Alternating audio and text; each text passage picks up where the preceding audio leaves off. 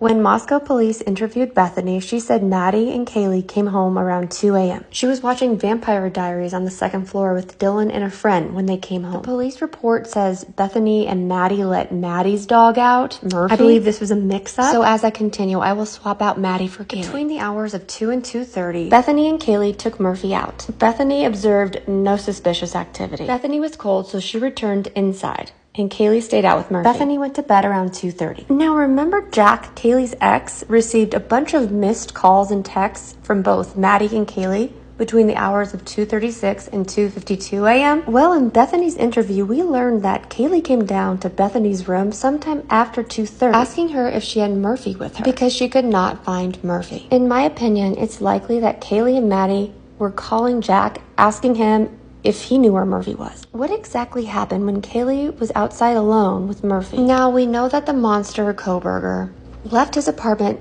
at least by 2:39 a.m. It even could have been earlier than that. We also know that Murphy would run into the bushes behind the house on several occasions and would not return when called. And we know from multiple sources that a month before the murders, Kaylee mentioned to multiple friends that she saw a dark figure staring at her from the tree line where she took Murphy out to pee. So BK left his apartment sometime around 2:39, and his white sedan is seen at Indian Hills Drive at approximately 3:25 a.m. Indian Hills Drive is right here. 1122 King Road is right here, and BK's apartment is to the left. Here's a broader scale map to show BK's apartment, 1122 in Steiner. Though not confirmed, one can assume BK went over there before 3 a.m. to stalk the house, and he might have taken a different route, one that didn't have the normal cameras. From the jump, I always said I thought he had surveillance on the house. And by learning the time that Kaylee and Maddie came home and the time that BK left his apartment, that detail confirms that for me. Was BK out there behind the house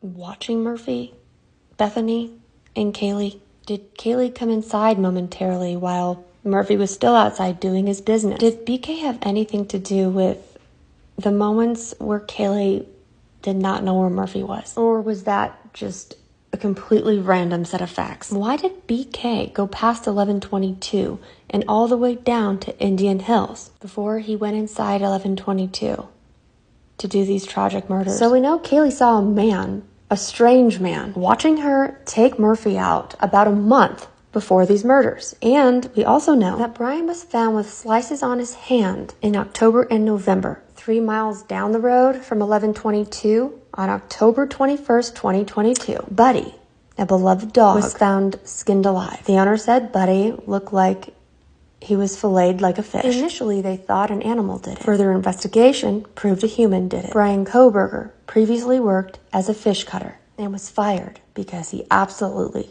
sucked. Authorities say it's not related. Do I think it's related? Yeah, I do. That's a tight-knit community over there.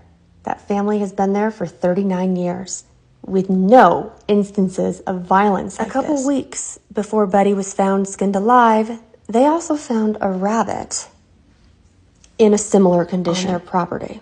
After October, it never happened again. I hope one day we find out the real story. Until then, BK is serving life in prison in solitary confinement at the Idaho Maximum Security Institution. I know some of the families want a DP for him, and if this brings them any solace, not only is he being treated worse than a caged animal, like the animal that he is, I would prefer, after Steve and Christy have lived a long life, that they are the ones to first greet Kaylee and Maddie before that devil leaves this earth. I know he's going directly to hell, but I don't want any ifs, ands, or buts.